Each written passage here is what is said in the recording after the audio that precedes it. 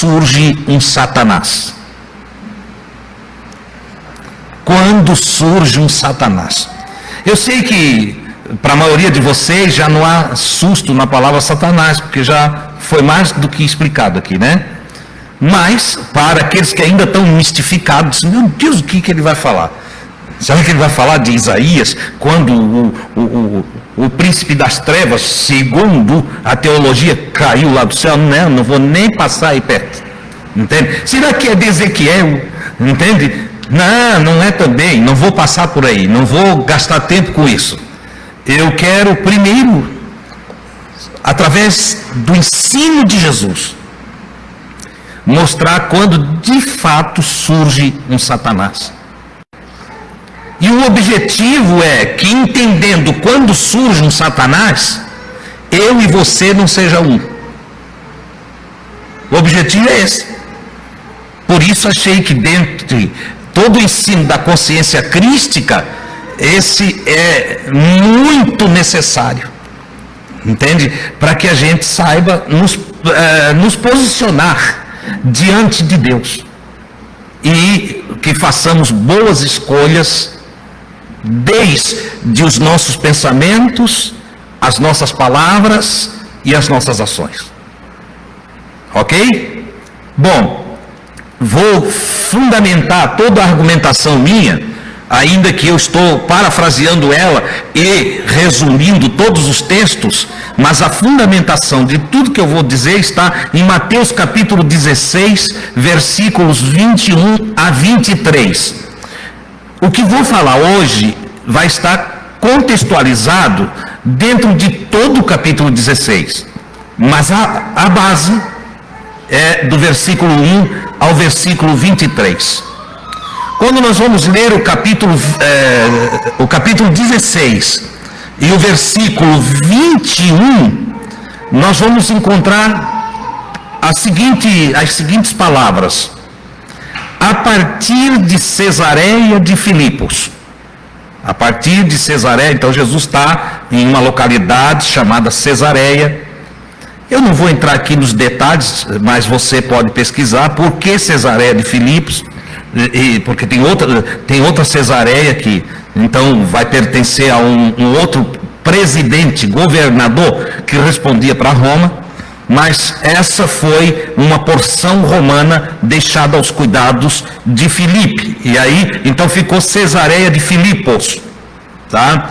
Jesus começou aí em Cesareia de Filipos a revelar aos seus discípulos que sua missão encerraria quando ele chegasse em Jerusalém. Então eles estão ali conversando, eles fazem pergunta, eles conversam. No contexto do capítulo 16, Jesus diz que o Pedro vai ser edificado sobre a rocha da palavra e que vai dar início à congregação de Jesus em seu novo sistema na partida de Jesus. Chega a dizer que ele dá as chaves do reino, ou a autoridade do reino, para que tudo que concordarem na terra será confirmado na imatéria, e tudo que for desligado na terra também será desligado na imatéria. E esse é o cenário da coisa. E aí, no meio disso tudo, Jesus revela: olha, quando eu chegar em Jerusalém, agora eu vou caminhar para Jerusalém, quando eu chegar em Jerusalém, chegando lá, eu vou sofrer nas mãos dos anciãos. Então, o comando de Israel, os anciãos. Vou sofrer nas mãos dos sacerdotes, principalmente da liderança sacerdotal. Eu vou sofrer também na mão dos escribas, os que escrevem a lei. Eles vão querer escrever coisa a meu respeito, entende, que vai complicar a minha vida. Os sacerdotes vão se reunir para me punir. Os anciões vão ficar contra mim. Eu chegando lá vai acontecer isso, tá? Ora, diante desse quadro, Jesus disse: eu vou ser levado à morte, tá? Eu vou ser levado à morte, não vou escapar da morte. Nesse momento, à vista assim, o Pedro ele vai ter uma compaixão por Jesus tão grande, E o seu amor por Jesus vai ser assim demonstrado diante de um aparente amor. Mas olha só, Jesus tem discernimento. Jesus não se deixa levar por qualquer gesto. Ele não se deixa levar por qualquer argumentação. Jesus, ele saboreava cada palavra que saía da boca das pessoas. O que é saborear? Ele degustava as palavras, ele avaliava as palavras. A maioria das pessoas, eu já falei isso aqui em outra reunião, escuta as palavras, mas não saboreiam as palavras. Por que a gente, às vezes, ensinamos anos a fio, 15, 20 anos, e a pessoa não se emenda? E a pessoa não se coloca com sabedoria, com inteligência, porque ela só ouve, mas ela não degusta. Experimentar, provar as palavras que o outro está falando, é adquirir sabedoria. Sabedoria vem de sabore, de experimentar. Entende? Que palavra doce, que palavra boa, que palavra maravilhosa, ou que palavra amarga. Olha o sabor das palavras. Que palavra amarga, que palavra dura, que palavra ferina. Olha só, dá para avaliar as palavras. E o Pedro chega e diz, chama Jesus de canto, né? Porque Jesus disse, ó, eu vou morrer, mas em 3 dias eu vou me levantar. Eu não vou ficar na sepultura. Aí o Pedro tinha muita amizade com Jesus, disse, Jesus, vem aqui. Chega aqui.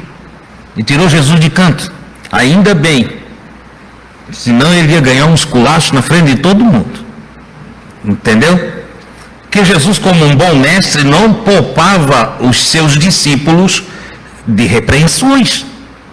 Que tem gente que olha assim, fala da bondade de Jesus, tem pessoas que pensam que Jesus era assim, aquele sujeito banana, bonzinho demais, que passa tudo de qualquer jeito. Não, irmãos, Jesus era um líder. Jesus foi um grande mestre. Ele se posicionava com uma postura firme. Quando precisou repreender, ele repreendeu. Quando precisou mandar refazer as ações, ele mandou refazer as ações.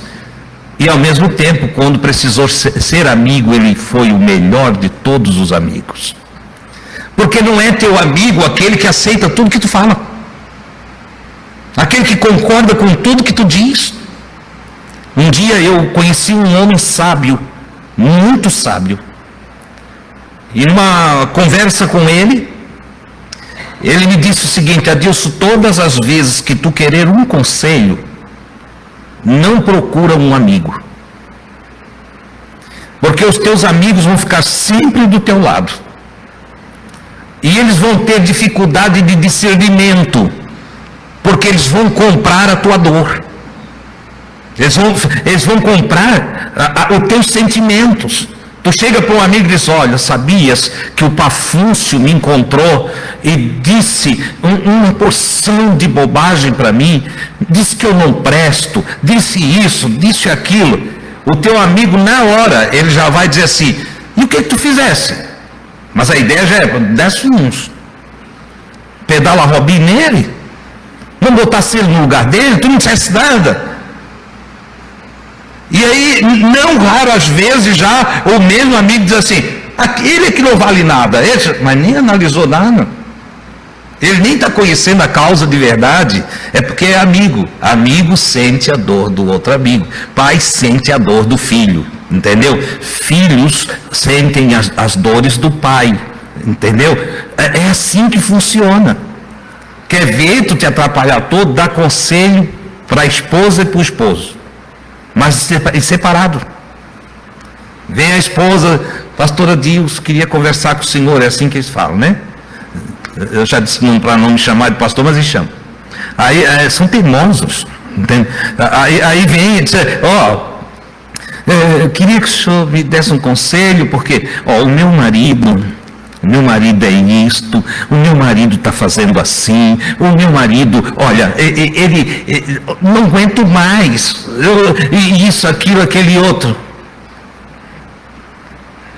Depois tu dá um conselho. Claro que hoje eu já aprendi, a primeira coisa que eu faço, tu é boazinha, né? Tu nunca erra. Tu é uma anja. Não, eu também erro. Ah, tá bom. Então vamos falar um pouquinho dos teus erros aí? Vamos falar. E normalmente eu vou fazer uma defesa do marido, porque eu sou machista. Aham, peguei vocês, né? Não, é que eu vou fazer uma defesa do ausente. Ele não está ali para se defender agora, é ela que está falando comigo. E aí eu dou um conselho e digo, se é como tu estás falando, se é desse jeito que tu estás contando para mim, você pode tomar essa ou essa decisão à luz das Escrituras, porque eu não vou dar minha opinião. Entendeu? No dia seguinte vem ele. Tens um horário para me atender? Tenho. Senta ele. Normalmente vai falar igualzinho ela. Ela vira o Satanás, entende? Ele passa a ser o anjinho, e aí eu deixo descarregar, porque a gente tem que ouvir, né? Quando ele termina, eu digo, tu nunca faz nada errado, né? Tu é o querubim ungido da guarda celestial, mas não. Não, eu também tenho os meus erros, irmão. Você tá, daí aparecem os erros, aí a gente vai trabalhar, iluminar em cima dos erros apresentados. Que é esse o nosso trabalho. E aí pega a Escritura, vai ao conselho. Vocês já entenderam? Só que tem um problema. Quando ele não vem ou ela não vem. Quando só vem uma das partes. E aí depois de 4, 5 dias, tem festa no AP, eles fazem as pazes, é uma alegria. Sabe o que eles fazem com o conselho? Irmão Adilson, agora estão bons, estão unidos agora. Irmão Adilson disse que eu devia fazer assim. Sabe o que acontece? O abençoadinho, o querubim ungido da guarda, estica um bico desse tamanho e fica contra mim. Entendeu? E quando é o inverso, é ela que fica com o bico assim, ó, igual o tucano, né? Deve ser PSD. Então, e aí resultado. E fica, e às vezes leva meses. Mas vocês sabem por que acontece? Porque eles compram as dores uns dos outros. Você sabia? É amor. É amor. O fato de estar discutindo e de passar pela cabeça que até podem se separar, não deixa de estar presente o amor. Logo que quando tudo se organiza, eles falam um para o outro tudo que aconteceu. E quando fala tudo que aconteceu, quem sobra? Quem dá conselho. É assim que funciona, ok? Bom, o Pedro ouve Jesus falar que vai para Jerusalém e que quando chega lá, Jesus vai sofrer nas mãos dos sacerdotes, dos anciões e dos escribas. E Jesus declara que vai morrer, mas que eles fiquem tranquilos, porque depois de 3 dias ele vai ressuscitar. Esses 3 dias eu vou ressuscitar, nenhum deles escutou. Nenhum deles escutou, você sabia disso? O Pedro, que já era impulsivo mesmo, temperamento sanguíneo, chamou Jesus, vem cá, vem aqui para o lado. E aí chamou Jesus. Irmão, Jesus sabia tudo. Vocês creem nisso? Sim ou não? E se eu disser que ele não sabia tudo? Lá vem o irmão Adilson com heresia. disse que não sabia tudo. Quando perguntaram da volta dele, daquele dia e hora ninguém sabe. Nem o Filho, nem os mensageiros de Deus, que você lê, os anjos. Entendeu? Mas só o Pai que está no céu. Como é que ele sabia tudo?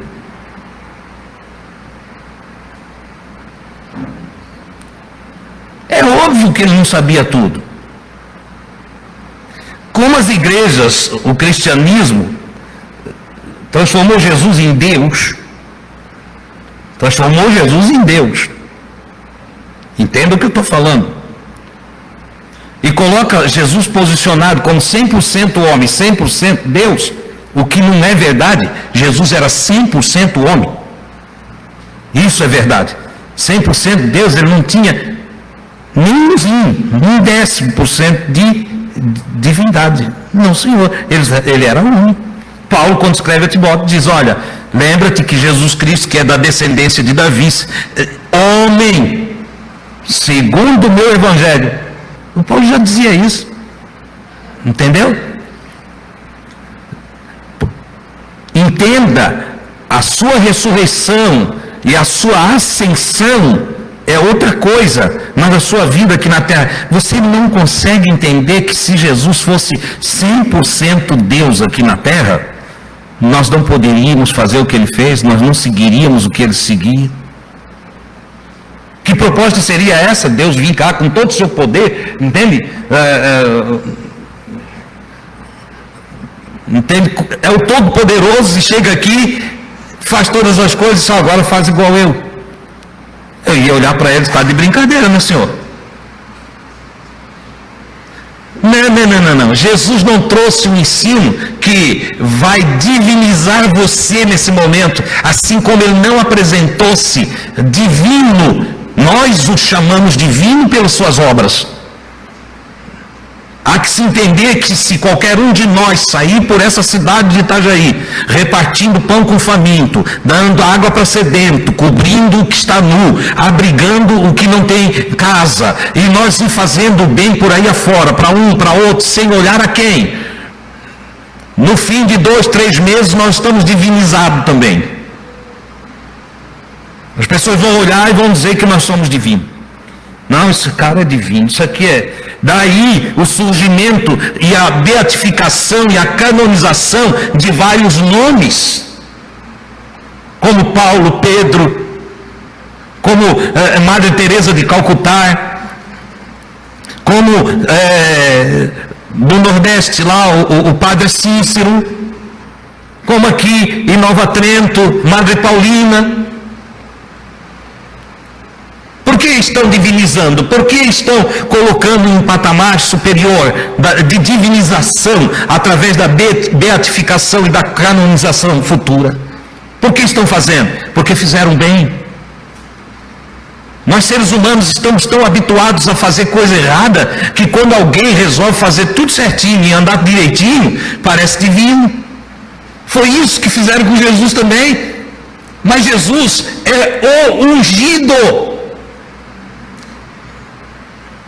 Jesus Cristo quer dizer ungido. Mas Jesus, primeiro, um ser humano, ungido. Quando chega em Atos dos Apóstolos, o apóstolo vai escrever, o Lucas vai escrever, e ele diz, olha, que Deus ungiu a Jesus de Nazaré com o Espírito Santo e com virtude, o qual andou fazendo bem. Ser igual a Jesus é ser um praticante do bem. Por isso coloquei dentro do resumo no início da minha fala. Pratique a justiça e ames fazer o bem. Então ande humildemente com o Senhor teu Deus, porque também tem a prática do bem orgulhosa, soberba. O cara que doa, querendo que todo mundo vê que ele doou. O sujeito que ajuda o outro e fala do outro. Tem os que fazem propaganda com os nomes dos pobres que ele ajuda. Por isso vem o ensino de Jesus, olha, o que faz a tua mão direita não saiba a tua esquerda. Você seja, faz as coisas com humildade. Quer ajudar, ajude, mas seja humilde. Não exponha o pobre. Não faça política com a necessidade do necessitado. É isto que Jesus está ensinando. Isso é maravilhoso, não é? Não é fascinante? Então, Jesus atende o Pedro, porque ele não sabia o que Pedro ia dizer. Ouviu o que ele precisa, ouviu o que ele quer. E aí Jesus vai ali, dizer o que ele quer. Ah, mas ele leu o pensamento do fulano. Irmãos, dentre os dons e habilidades que Deus dá aos seres humanos, que se unem a Ele no sentido de entrega de vida, tem dons como a palavra da ciência e a palavra da sabedoria, e ainda o dom de discernir os espíritos, saber se o espírito de alguém é bom ou mau. Entendeu? Ora, Deus usou Jesus, Jesus estava entregue à vontade de Deus, e Deus usou Jesus várias vezes, com leitura de pensamento, com leitura de mão. Agora a feitiçaria na igreja? Não, irmão. Meu irmão, um gesto. Quantas vezes Jesus estava falando aqui e viu um sinalzinho dos seus opositores? Quantas vezes? E ele chega e fala, os discípulos não viram. Acho que ele está tendo revelação celestial, entendeu? Não, ele só está discernindo gestos, olhares, posicionamento, leitura facial. Vocês sabem que eu estou desmistificando vocês. Eu estou tirando vocês daquela ideia que tudo vem de lá, né? Tem uns irmãos que quiseram tanto essas revelações que vê bichinho para tudo quanto é canto, né? Tem gente que vê dragão, tem gente que vê serpente, tem gente que vê tudo quanto é coisa. Mas, irmão, Adilson, está ali escrito. É claro que está escrito. Nós vamos viajar no tempo, vamos ler as culturas passadas, vamos estudar os impérios e dentro dos impérios as culturas que se formaram. Vamos descobrir por que dragão está ali. Vamos descobrir por que tem uma besta. Entendeu? Por que uma besta de 7 cabeças? Por que lá atrás tem bestas de uma cabeça só? As de 7 cabeças aqui na frente não é a unificação das 7 que estão lá atrás? Vamos ver as coisas. Mas isso é estudo, não é para hoje. O que eu quero que você entenda é que Jesus atendeu Pedro. O Pedro chamou, ele saiu, foi lá atender o Pedro. Foi lá atender o Pedro. Quando chega lá, o Pedro disse assim: mestre, preciso te corrigir. Eu preciso te censurar. O irmão Pedro, ele tinha boas intenções. Entende? Ele tinha boas intenções. E começou a censurá-lo dizendo: tenha compaixão de si mesmo. Olha que palavra. Tenha compaixão de si mesmo, Senhor. Isso de tu ir para lá e morrer, de modo algum lhe acontecerá. E agora? Eu lembro de um irmão que me amava muito e me ama. E um dia eu atendi a outra congregação. E ele me chamou de canto assim, como o Pedro chamou Jesus, e ele disse: Adilson, tu não achas que tu deve mudar aqui, aqui e aqui? Porque assim, assado. Aí eu olhei para ele e disse: esse aí é tu. Essas palavras, elas são inerentes a ti, você é assim. Se Deus quisesse que essa congregação fosse dirigida por ti, ele botava tu aqui e eu aí. Aí tu aplicaria isso aí. Agora, como Deus colocou eu aqui e tu aí, é porque essa congregação precisava de alguém como eu. Ponto. Eu disse: eu não vou mudar o meu ser. Eu não vou mudar a minha maneira, não vou mudar o meu jeito de ser para te agradar. Ora, o Pedro olha para Jesus, tenha compaixão de si mesmo. Jesus te ama mais. Jesus tem dó de ti. Jesus, não dá certo tu aceitar isso tudo que querem fazer para ti. Mas vem cá, Jesus andava sob a orientação de quem? De Deus. Ora, se Jesus está andando sob a orientação de Deus, e o Pedro chega e diz que é para Jesus não fazer o que está no plano, logo, nós encontramos o primeiro diabo que encara Jesus cara a cara. O primeiro, Satanás. A palavra Satanás, do aramaico, Satã do hebraico, Satanás do aramaico, significa opositor, aquele que se opõe, aquele que não quer que você dê continuidade ou que vá adiante, que não quer a sua prosperidade no seu intento, o que atrapalha, se coloca no caminho. Quando aparece na Bíblia a palavra Satã pela primeira vez, estou falando da Bíblia hebraica, pela primeira vez na Bíblia hebraica, a palavra Satã vai estar no livro de Números, quando o anjo do Senhor, que você lê na sua Bíblia assim, com uma espada desembainhada, impede Balaão, e a jumenta para e tranca a perna de Balaão na rocha, porque vendo o mensageiro de Deus não passava. Esse mensageiro de Deus, pela primeira vez, dentro das Escrituras, é chamado de Satã.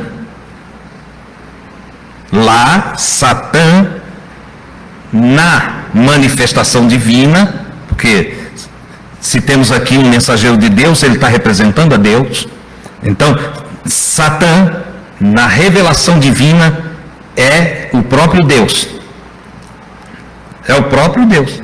É o opositor de Balaão. Tradução de Satã, opositor. Lá no livro de Números, o escritor das Bíblias que temos, traduziu correto. E botou opositor. Está lá, se você chegar lá no texto, você vai ler opositor. Opôs-se. Está lá a palavra oposição. Ok?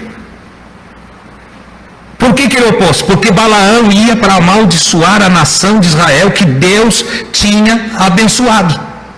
Então entenda-se, em relação a Deus, Satanás é qualquer pessoa que tenta impedir o querer de Deus nas nossas vidas. Qualquer pessoa que se levantar contra a vontade de Deus é Satã.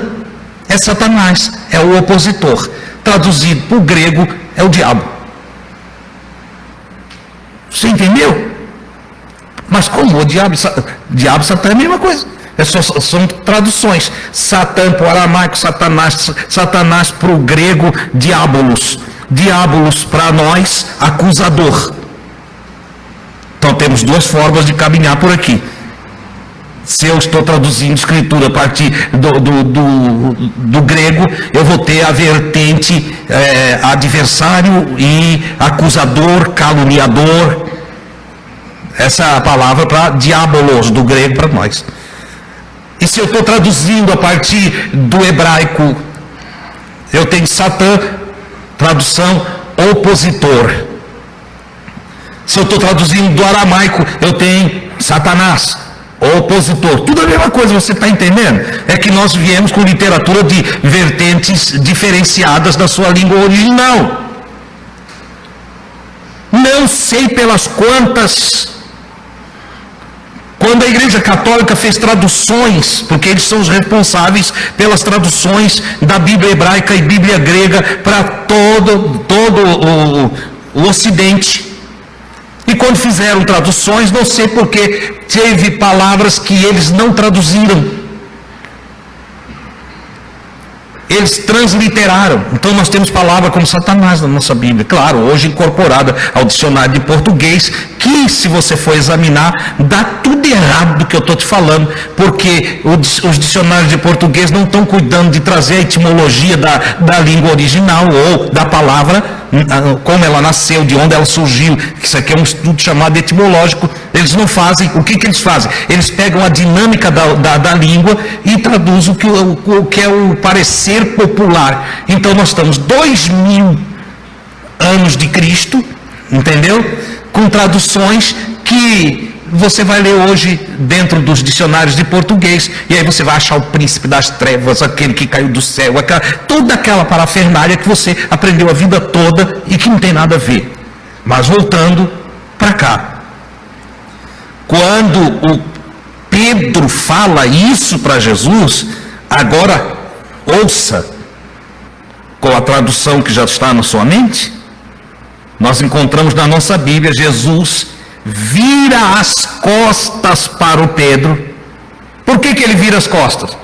Porque o Pedro tinha chamado ele de canto, não é? Ele primeiro virou as costas para os outros discípulos e veio atender o Pedro. Agora, quando Pedro fala essa nhaca ali, entendeu?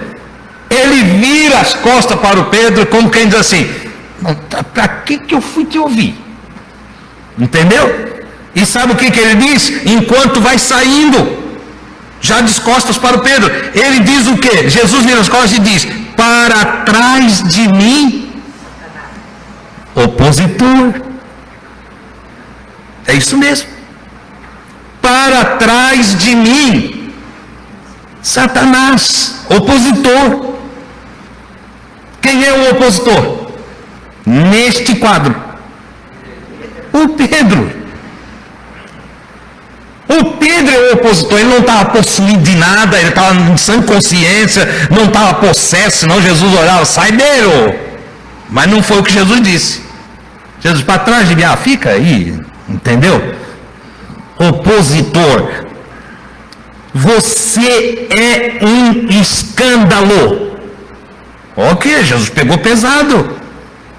Você é um escândalo, você é uma pedra de tropeço para mim. Escândalo é outra palavrinha interessante. Quando você vai estudar a palavra escândalo, a palavra escândalo é colocar uma pedra de tropeço no caminho do outro, armar uma armadilha para o outro cair. Jesus olha para o Pedro e diz: olha, tu és a própria pedra que faz tropeçar. Tu está querendo me fazer tropeçar. Tu está querendo me tirar do alvo. Tu estás querendo me levar ao erro, me induzir ao erro. Porque fazer o que tu queres, Pedro, é me colocar contra o Pai. Deixar de fazer o que eu tenho para fazer é me colocar contra o Pai. Tu é um Satanás.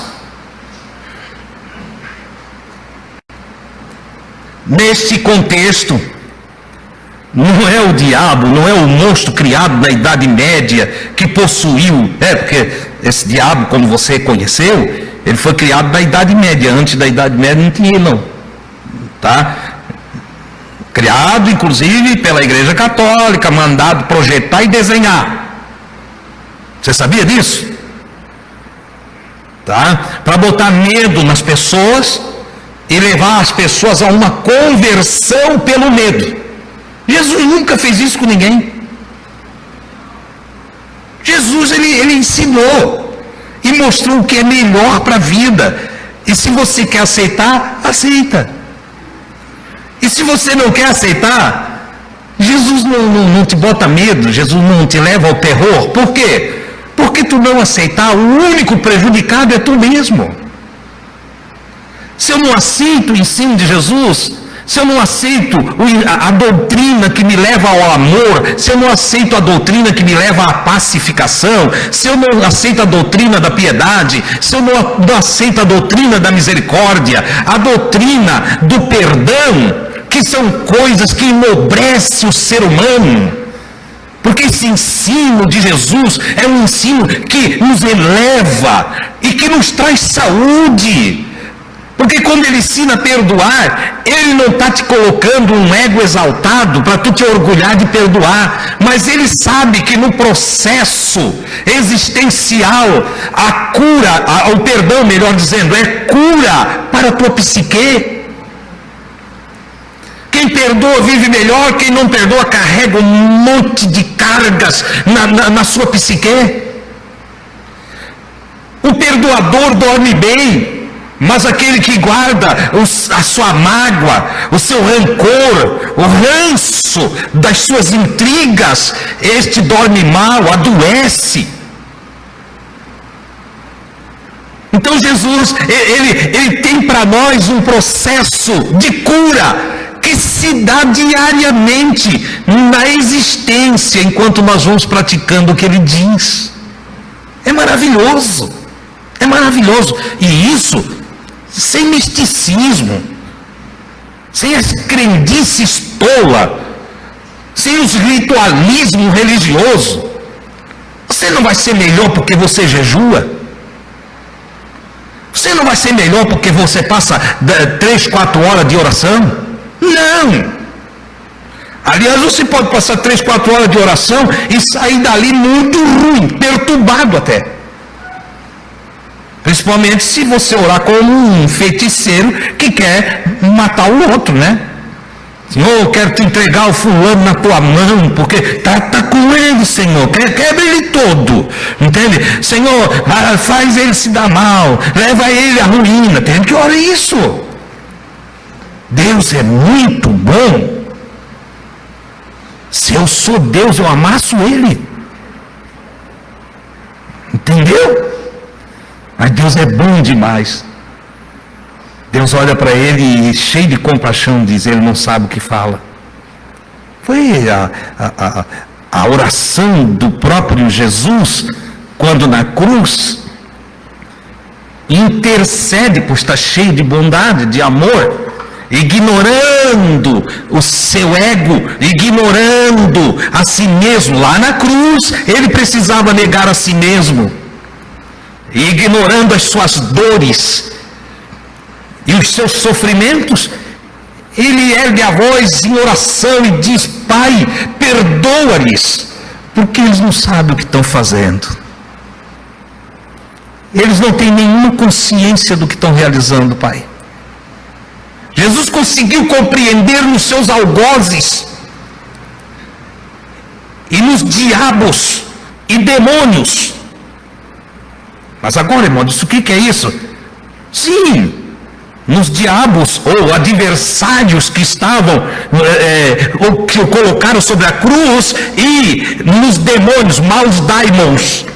Nos maus daimons, naqueles que quiseram aproveitar-se daquele momento para judiar mais dele, porque podiam simplesmente ter o levado, pregado, matado, pronto, mas não, queriam que ele sofresse, queriam que doesse, queriam que machucasse, queriam enfiar espinhos na sua cabeça, queriam fazer com que a lança passasse no seu lado.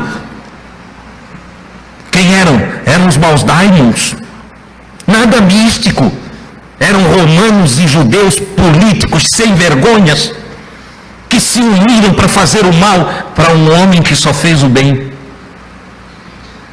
Esses são os daimons. Eram diabos, por quê? Porque o acusavam o tempo todo. O acusaram de ser chamado filho de Deus. Mas quando ele disse, eu sou filho do Deus Altíssimo, ele não estava dizendo que ele era uma exclusividade, ele estava dizendo que todos nós somos. Foi ele que já tinha ensinado no início do seu ministério. Quando vocês orar, vocês vão dizer, Pai nosso que estais nos céus. O que ele estava dizendo? Vocês todos são filhos de Deus também, seus tapados. Ah, mas Jesus não falou tapados, irmão. Disse, não. Ele foi mais brabo. É que vocês não conhecem o hebraísmo e vocês não conhecem as frases hebraicas. Entendeu?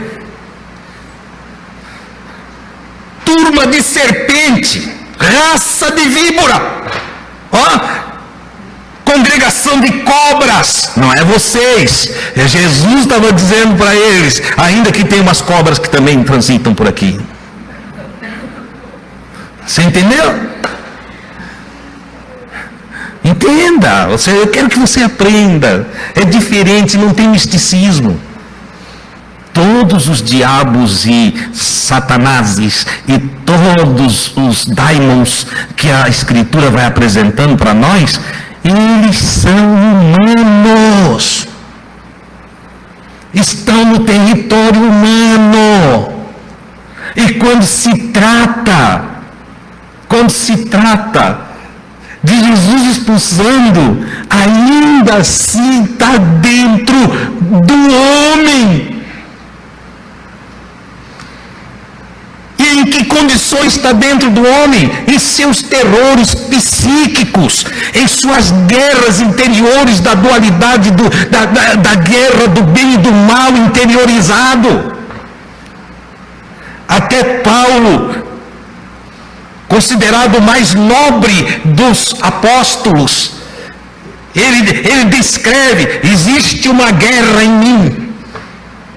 O bem que eu quero fazer, eu não faço. E o mal que eu não quero fazer, de repente eu me vejo fazendo. Ele disse: isso é uma guerra constante. Dentro dessa guerra constante, aqueles que não aprendem na luz de Jesus a dominar a sua psique, acabam com problemas psiquiátricos. E ao desenvolverem problemas psiquiátricos, passam a ter ações e manifestações de duplas personalidades, tripla e múltiplas personalidades. É interessante porque quando fala que Jesus expulsou de Maria Madalena 7 daimons, 7 maus gênios. As pessoas pensam que saiu o bonequinho andando, né? Ou no vizinho, igual o Gasparzinho lá entende? Saiu outro, todo mundo ficou vendo. Ninguém viu nada. O que saiu de Maria Madalena foi 7 inclinações terríveis da sua psique, da sua mentalidade, que foi embora. E ela ficou sarada, ficou curada, ficou bem. Eu sei que tem gente que está me ouvindo por aí afora que vai, se eu deixasse lá os comentários abertos, eles iam me xingar, eu já nem quero escutar. Eu não estou aí para escutar demônio nenhum. Entendeu? Não, é para quem quer. É como Deus disse através do Ezequiel: vai e prega a palavra, meu filho. Quer ouçam, quer deixem de ouvir. Se não querem ouvir, que bebam das águas poluídas, entende? Do gospel, do neopentecostalismo, do pentecostalismo e de toda a parafernália que tem por aí afora. Eu quero dar para vocês o que também recebi do Senhor.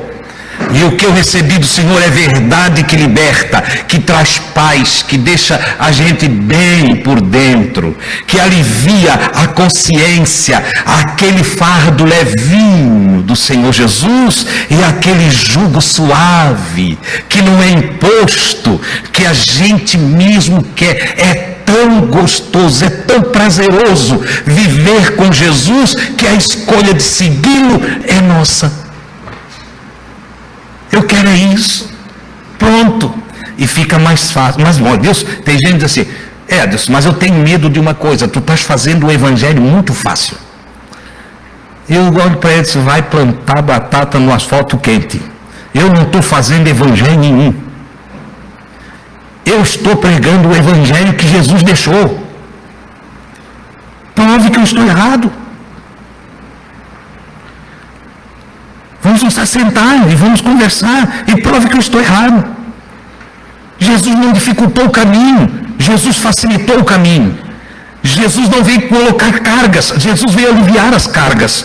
Jesus não veio atrapalhar de nós ir para os céus de Deus na imatéria, quando do corpo sairmos. Não! Ele veio facilitar, ele veio mostrar, ele veio iluminar. Ele veio aliviar, ele veio curar, ele veio abraçar, ele veio dar a mão, ele veio ajudar, ele veio amar, ele veio se exercitar na misericórdia. Oh, glória a Deus! A vida com Jesus é maravilhosa. Então toda essa coisa arada que se dificulta para tudo quanto é canto não é de Jesus. É só pegar o Evangelho e ler Jesus. Jesus não tem egoísmo nenhum. Satanás, neste contexto, então, não é o diabo, aquele místico da Idade Média, mas é identificado como o desejo do Pedro. O querer do Pedro, que se coloca contra os planos e os desejos de Deus. Grave isso. Satanás é eu ou você, quando contrariamos a palavra de Deus. Quando Deus diz ama o teu próximo, e você ou eu, nós olhamos, mas esse aí eu não consigo amar. Me desculpa, não dá. Aqui viramos Satanás, porque nos opomos à vontade de Deus. Quando Deus diz, olha meu filho, quando tu partir o teu pão, no contexto bíblico é isso, quando tu partir o teu pão, lembra-te dos pobres, lembra-te dos necessitados. E vem um pobre, um necessitado, e me pede ajuda. E eu digo, olha, Deus te abençoe, que tu consiga, e despeço ele sem nada. Eu sou Satanás. Porque eu estou me opondo à ordem, à palavra de Deus, à vontade de Deus. Você está conseguindo entender? Alguém está com alguma dúvida aqui essa noite? Ou está entendendo? Se tem uma dúvida, pode levantar a mão. Todos estão entendendo? Que coisa boa, assim acaba tudo quanto é diabo. Que quando a gente entende, a gente faz certo. Tudo que é coisa ruim acabou, ficou bom. Entendeu? Podemos ver que a resposta de Jesus mostra que tem uma diferença entre o modo de pensar de Deus e o nosso. Quando Jesus dá as costas para o Pedro, ele deixa claro que ele está submetido à vontade de Deus e que o modo de pensar de Deus é diferente do modo de pensar humano. Até porque o modo de pensar humano e da perspectiva do Pedro, o Pedro reflete o egoísmo de não querer perder Jesus, de não imaginar que Jesus pudesse morrer, como é que eu vou ficar depois? Se ele morre, acabou a minha vaguinha no reino. Isso é egoísmo. Neste contexto, podemos dizer que Satanás surge a partir do egoísmo. Todas as vezes que eu pensar só em mim, todas as vezes que eu avaliar só as coisas da perspectiva daquilo que é bom para mim, eu viro Satanás. Jesus compreende isso e dá as costas para o Pedro e diz, atrás de mim, Satanás. Fica até aí. Aí Jesus acrescenta, porque tu não refletes, tu não pensas nas coisas que são de Deus. Veja só, eu poderia dizer que não pensar conforme as coisas de Deus, ou não pensar na luz da palavra de Deus, é um criadouro de Satã. Para chocar tem que aquecer, né? Satã a gente choca esfriando. Você está entendendo o que eu estou falando? Tira a luz e vai aparecer a ignorância do egoísmo. Essa é a grande verdade. Todas as vezes que formos egocentristas, nós estaremos contra Deus. Todas as vezes que a avaliação, o discernimento das coisas é só a partir daquilo que nós achamos que é certo, daquilo que nós gostamos, daquilo que nós queremos, do bem que é feito a nós mesmos, que envolve-nos, nós estamos correndo o risco de nos tornar pessoas egocentristas e, nesse sentido, somos Satã.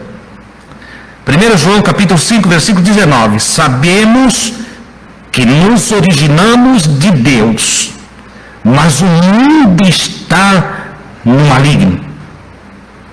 O que isso significa? Significa que o mundo vai nos influenciar com seu egoísmo. O mundo está egocêntrico. As pessoas querem cada vez acumular mais para si. Tem 10 que é 20, tem 20 que é 30, tem 30 que é 60, e vai e morre acumulando para deixar para outro. Mas o mundo te impõe isso. A mentalidade mundana nos transforma em seres cumulativos, acumuladores. A mentalidade mundana nos leva para fora da perspectiva de Jesus. Na perspectiva de Jesus, que é a visão de Deus. Ou seja, Deus, desde o Antigo Testamento, ordenou que a nação de Israel, ela repartisse e que todos tivessem igual. Não disse, agora tu virou comunista? Sim, mas não leninista. Se isso é comunismo, repartir o pão, ajudar as pessoas, então pode me chamar de comunista. Claro, não leninista, não tem aqui nenhuma política. O que tem aqui é uma compreensão da vida a partir da perspectiva de Deus. Deus nunca quis que os homens passassem fome. Um dia um irmão perguntou, irmão, disse por que Deus deixa tanta fome no mundo? Eu disse, porque os homens não se amam. Tem nada a ver com Deus. Tem terra e semente para ninguém passar fome. Você sabia disso? Tem terra e semente para dobrar, triplicar os bilhões de habitantes e ainda assim ninguém passa fome. Mas você sabe o que ocorre? O sujeito passa fome aqui no lado da nossa casa, e muitas vezes porque ele não tem a coragem de pegar um pedacinho de terra na frente da casa dele, capinar, virar a terra e plantar uma sementinha. Se plantar dá. A fome no mundo não é culpa de Deus. A fome no mundo é culpa do próprio ser humano, do egoísmo humano. Não tem porquê uma pessoa viver na rua, morar na rua. Não tem porquê. Chegou alguém aqui sem terra na nossa casa, na casa dos amigos. Nós todos aqui nos unimos e com um pouquinho de cada um dá para fazer uma casinha para essa pessoa morar. Mas por que tem os desterrados? Porque o egoísmo é grande. Porque a oposição à vontade de Deus é grande. Vejam os irmãos que tem sujeito que tem 3, 4 carros na sua garagem. E tem um irmão machucado vindo de arrasto a pé para uma congregação. O irmão não é capaz nem de emprestar um carro daquele. Tem ocasião em que as pessoas louvam a Deus, aleluia, glória a Deus, aquelas canções, algumas que repetem 10 vezes, eu te amo Jesus, eu te amo Jesus, eu te amo Jesus. E está chovendo. E os irmãos vê, irmãos idosos indo a pé, não são capazes de dar uma carona no carro que eles têm, para não sujar o tapete.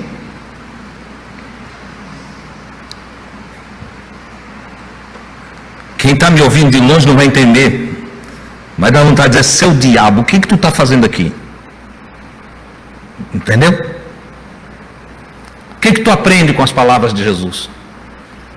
Então, Jesus coloca o Pedro no seu devido lugar.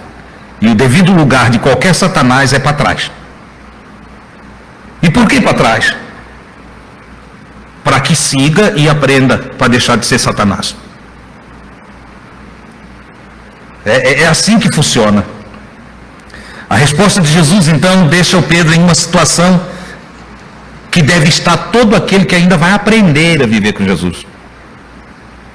Aquele que ainda precisa aprender. Porque é seguindo que se aprende com o mestre. Eu tenho que parar aqui. Pensar como Deus, aí entenda, pensar a partir da perspectiva de Deus não é fácil. Vejam vocês que eu nunca gosto dessa palavra, mas eu tenho que admitir, pensar da perspectiva de Deus não é fácil.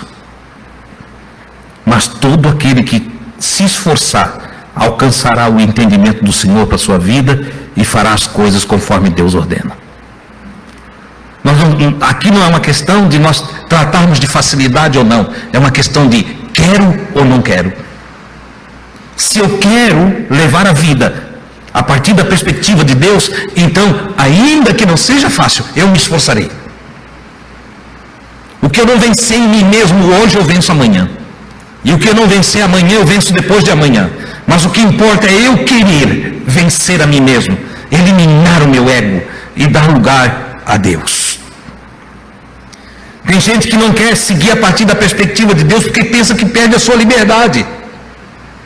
Ele olha e diz, olha, se eu seguir conforme Deus diz, parece que eu não posso mais ter liberdade. Eu não vou poder mais fazer as coisas que eu quero, eu não vou poder mais ir aonde eu quero. Não, querido, não, isso aí é ensino radical religioso. Deus não está dizendo em lugar nenhum isso. O que Deus está dizendo é o seguinte: vai aonde tu queres, faz o que tu desejas, compra o que tu queres, vende o que tu queres, só que faça todas as coisas sempre com um olhar para o meu conselho. Se vai vender, seja justo. Se vai comprar, pague. Se vai passear, vai com Deus. Se está voltando para casa, traga ele junto, não deixa pelo meio do caminho. É lógico que eu estou usando linguagem metafórica. Deus está em todo lugar ao mesmo tempo, mas eu estou usando linguagem metafórica, porque vai com Deus e vir com Deus requer pensamento em Deus. Então, faça isso. Não tenha medo de se entregar aos cuidados de Deus. Não tenha medo de se entregar à visão divina. Porque muitos crentes têm medo de, eu vou fazer como Deus está dizendo. Tá, o que Deus diz aí para comprar e vender? Leia o livro de Provérbios. Entendeu? Irmão Deus, o que Deus diz aí a respeito de tal e tal coisa? Leia, está na Escritura, tem para tudo. Conselho para tudo. Para tudo. Tem o conselho. E quando você achar o conselho, entende? Você olha e diz, é assim que eu vou fazer. É assim que eu vou fazer. Entendeu? Um dos conselhos nós encontramos no livro de Salmo, capítulo 1, Salmos de número 1, versículo 1 a 3. Quando o salmista diz o seguinte: feliz é o homem que não anda segundo o conselho dos maus. Olha o conselho de Deus aqui. Eu tenho decisões e quem que está dando conselho? Quem é que vai me dar conselho? Um homem mau ou um homem bom? Uma mulher má ou uma mulher maravilhosa, justa? É feliz aquele que não anda segundo o conselho dos maus, não se detém, não para no caminho dos pecadores, porque é impossível de você não andar no caminho dos pecadores. Os caminhos que você transita são os caminhos que transitam todos os pecadores. Mas agora, é muito feliz aquele que não para no caminho dos pecadores, nem se assenta com o grupo dos zombadores ou escarnecedores, mas o seu prazer está na lei de Deus, e ele medita a sua lei dia e noite.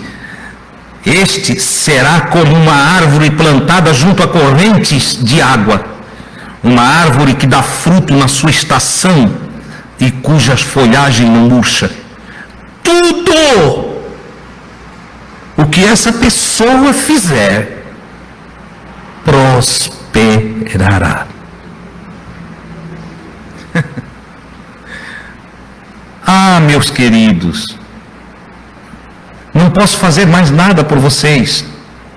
O que eu posso é continuar mostrando para ti o caminho em que tu deves andar. Quanto aos resultados, é você que vai colher.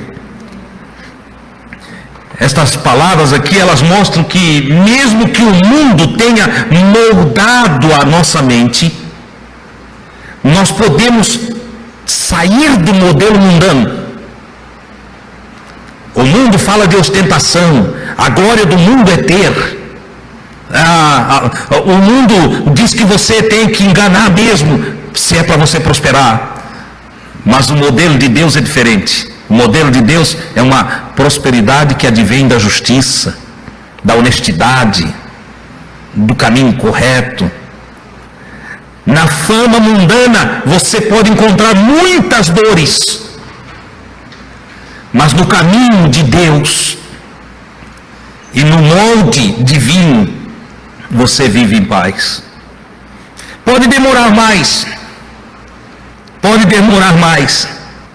porque tudo que vem de Deus você lê no evangelho da própria natureza.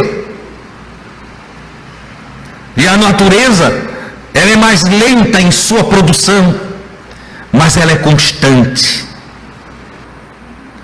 Ela joga a sementinha lá, tem um tempo, não adianta querer acelerar. Uns que trabalham com genética e aceleram sementes, nos trazem frutos que não têm sabor. Que não tem sabor, mas dentro da natureza, tudo é saboroso. Tudo tem virtude. Olha, amados, eu vou encerrar aqui. O Paulo diz aos Romanos que a renovação da mente também se dá pela meditação das palavras de Deus. Renovai-vos pela força do vosso entendimento. Cuide do que você deixa ficar no seu pensamento.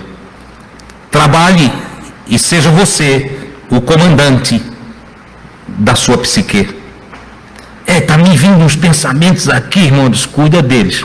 Vê se é bom. Se é bom, você deixa ele fluir e alimenta ele. Criva-o com a palavra de Deus. Se é pensamento ruim, de maldade, entende? Você criva-o com a palavra de Deus e elimina ele da sua mente. Não alimenta ele. Pensamento que você não dá valor, vai embora. Você pode pensar a coisa mais ruim do mundo. Se você não ficar com ele ali, alimentando ele, ele vai embora. Vocês leram já nas cartinhas apostólicas, resistir o diabo, e ele fugirá de vós. Resistir o pensamento mau, e ele irá embora. Entendeu? Na continuação, Jesus mostra como podemos fazer para sermos do jeitinho que Deus quer. Jesus vai mostrar, mas isso vai ficar para a semana que vem. Semana que vem, vou falar para vocês o ensino de Jesus para nós nunca ser Satanás. O ensino de Jesus para nós sermos sempre um anjo de Deus. Que é anjo? Um mensageiro de Deus. Ok? Vocês estão notando que tanto na área do mal, a coisa é nós. E na área do bem também. Porque também nos enganaram, mistificando nós com anjinhos pintados de cabelinho loirinho, né? Os africanos ficam doidos, porque lá não tem anjo. Porque os anjos só aparecem com cabelinho loirinho e asinha. Entendeu? Essa mentirada, essa coisa errada, tudo mentira, entende?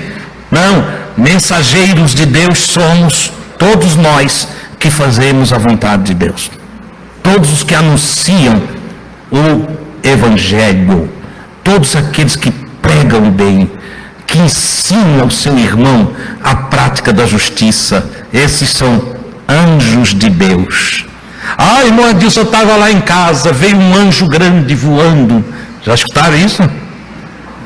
Eu fui lá, quantas vezes eu estava na igreja e esse irmão, veio um anjo voando, olha, veio e pousou bem pertinho de mim assim, eles contam assim, né?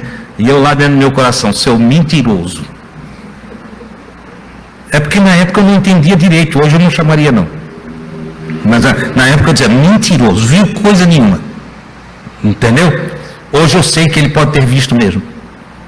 Porque pode ser uma projeção mental. A psiquiatria, a psicologia diz que a nossa mente pode projetar o que nós imaginamos e que queremos muito. Então hoje eu não ligaria. Eu diria, ele viu mesmo, só que não é do jeito que ele pensa. É uma projeção da sua própria mente, colocando um anjo com asa e tudo, que já falei aqui, não sei para que asa em anjo, né? Mas na verdade, anjos de Deus que nos salvam, que nos ajudam, que trazem alimento, que trazem roupa, que trazem recursos, que socorrem nossos filhos, que socorrem nossos amigos, que são pessoas que se deixam usar pelo Senhor.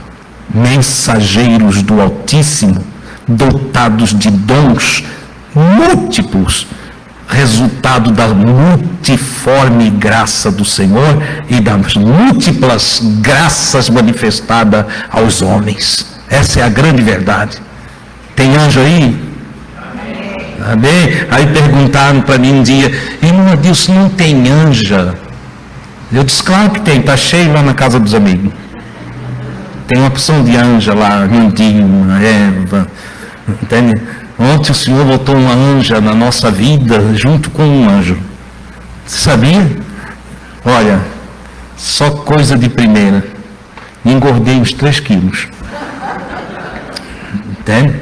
Anjos e anjas de Deus, que repartem o que tem, que chamam, que abraçam, que querem o bem. Oh, louvado seja Deus, que essa congregação, e que aí na tua casa, tu que estás me ouvindo em casa pelas redes sociais, só tenha anjo do Senhor, e que não exista um Satanás sequer, que fique tão atrás, entende? Que não nos incomode, que não nos chame de canto, que não haja oposição coordenando a nossa vida, em hipótese alguma, mas que todas as boas palavras de Deus nos dominem e numa visão, na luz da verdade divina, cada um de nós enxergue a vida com outros propósitos nobres, e sejamos muito, mas muito felizes. Que Deus te abençoe. Quero estar em pé.